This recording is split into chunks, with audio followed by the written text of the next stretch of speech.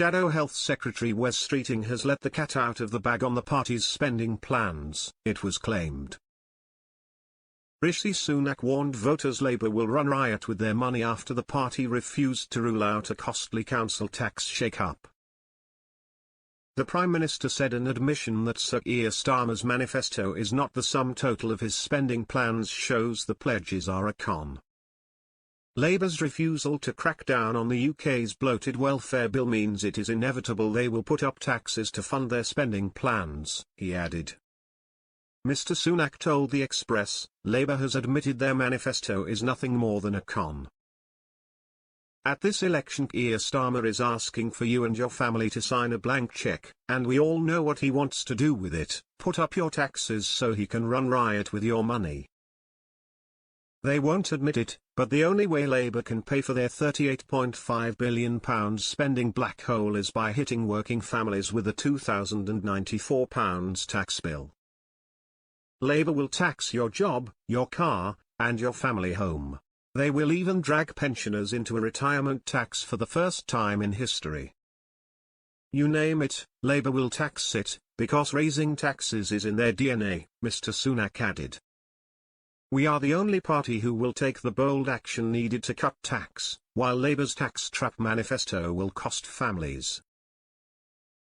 So if you think Labour will win, start saving.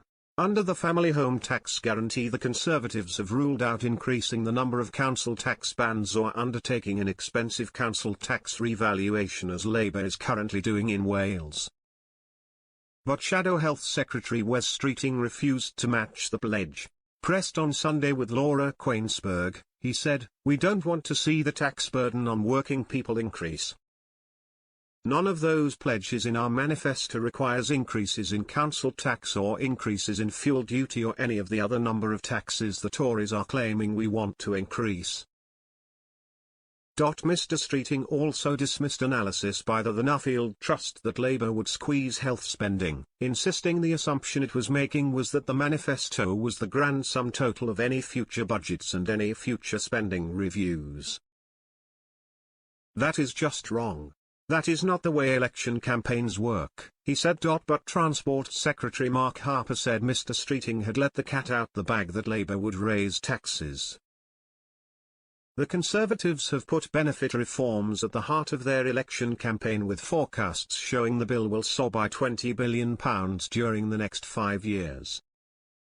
But Mr Sunak said Labour do not think that you can save a penny in the welfare bill, signalling the party would hike taxes by £2,000 to cover their £38 billion spending commitments over the next 4 years.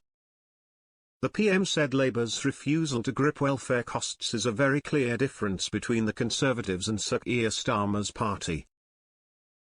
He said, "The very clear difference in savings between us and the Labour Party is, I think you can make savings from constraining the growth in the welfare bill. The Labour Party do not think that you can save a penny in the welfare bill.